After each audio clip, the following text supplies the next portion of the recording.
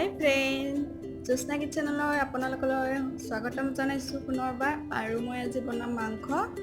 আৰু মাংস কেনেদৰে বনাওঁ সেইটো চাই থাকিব। মাংস সকলোৱে বনাব জানেই, তথাপিতো মই কেনেদৰে বনাওঁ সেইটো আপোনালোকক দেখাওঁ।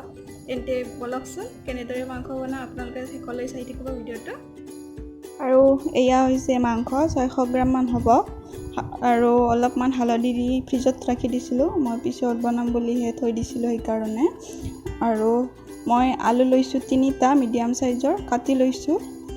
আৰু 7টামান জলকীয়া লৈছোঁ, যিহেতু মই অলপ জ্বলা বেছি খাওঁ। আৰু পিঁয়াজ লৈছোঁ 2টা, কাটি লৈছোঁ। তেজপাত লৈছোঁ 2 খিলা। আৰু এয়া আদা নহৰু পেষ্ট বেলেগ বেলেগকৈ পিচি লৈছোঁ। আৰু মাংসখিনিৰ পৰা 5-6 পিচমান মাংস বাতি এটাত মই উলিয়াই ৰাখিম, যিবিলাকত হাড় নাই মাংস পিছত।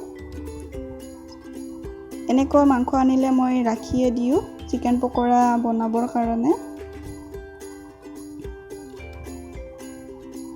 চিকেন পকৰা ৰেচিপিটো যদি আপোনালোকক লাগে তেন্তে কমেণ্ট কৰি জনাব। এইখিনি মই গধূলিৰ কাৰণে থৈ দিম। আৰু এতিয়া মাংসখিনি আলু, পিঁয়াজ, জলকীয়া গোটেইখিনি এড কৰিম।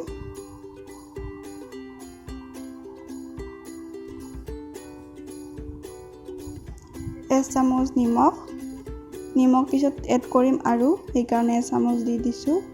চামুচ হালধি, তেল লৈছোঁ অনুমান অনুযায়ী। আৰু এতিয়া গোটেইখিনি মই সানি ল'ম। সানি 15 মিনিট ৰাখি দিম ঢাকনিৰে। যিখন প্লেট আছে সেইখন প্লেটেৰে মই ঢাকনি দি থৈ দিছোঁ। আৰু গেছটো অন কৰি কেৰাহী এটা বহাই দিছোঁ। কেৰাহীটো গৰম হৈ যোৱাৰ পিছত তেল এড কৰিছোঁ। তেলখিনি যেতিয়া গৰম হৈছে তেতিয়া তেজপাত দি দিলোঁ। তেজপাতখিনি যেতিয়া অলপমান ক'লা হয় তেতিয়ালৈকে ৰাখিম, তাৰপিছত মাংসখিনি দি দিম ইয়াত।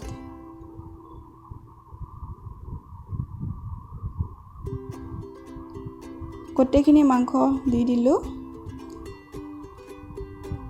গেছটো মিডিয়াম ৰাখিছোঁ, যিহেতু কেৰাহীটো লৰি আছে সেইকাৰণে মই আনখন হাতত কাপোৰেৰে এনেকৈ ধৰি লাৰিছোঁ। আৰু এতিয়া 5 মিনিটৰ কাৰণে ঢাকনিখন দি ল' কৰি দিছোঁ গেছটো।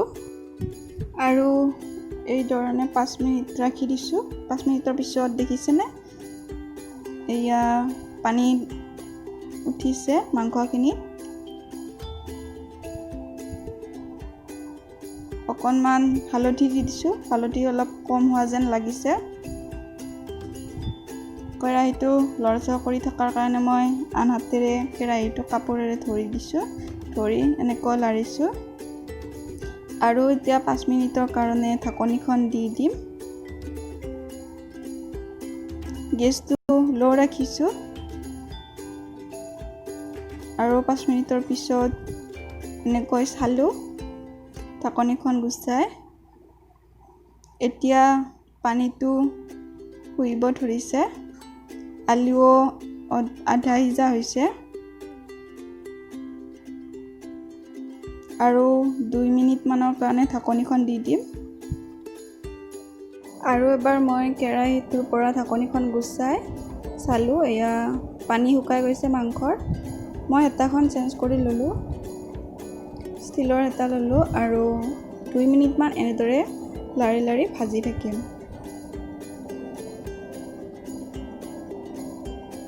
কেৰাহীটো লৰচৰ কৰি থকাৰ কাৰণে মই ধৰি কিনে লাৰিছোঁ।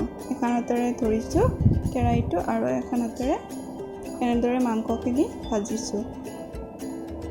আলু সিজি গৈছে। আৰু এতিয়া মই আদা নহৰু পেষ্ট দিম। আদা নহৰু পেষ্ট দিবৰ কাৰণে মই কেৰাহীটোৰ মাজভাগখিনি অলপ খালী কৰি লৈছোঁ এই ধৰণে। ইয়াতে যিহেতু তেল নিগৰা নাই মাংসৰ পৰা, সেইকাৰণে মই তেল দি দিছোঁ। তেলখিনি অকণমান গৰম হোৱাৰ পিছত তাত আদা নহৰু পেষ্টখিনি দিম।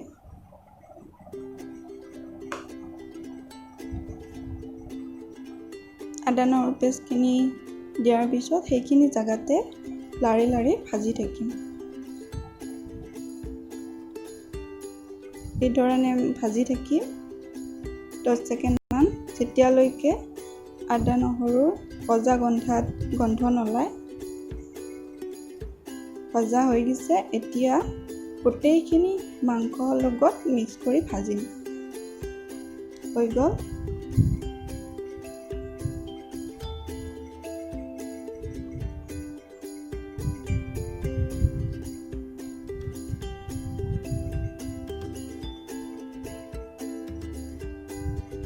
আৰু এইখিনি বাকী মছলা ৰৈ গ'ল, এইখিনি ৰাখি দিম।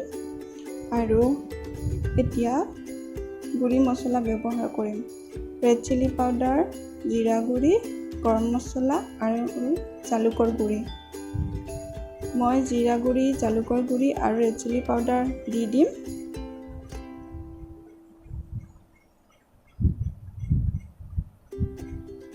এইখিনি ভাজি ল'ম আৰু ইয়াতে দিম নিমখ।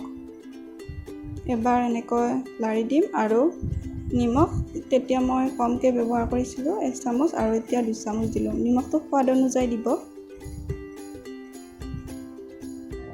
আৰু আমাৰ মাংস ভাজি হৈ গ'ল। এতিয়া মই এগিলাচমান পানী এড কৰিম। পানীটো মই অনুমান কৰি দিছোঁ আৰু গেছটো হাই কৰি দিম।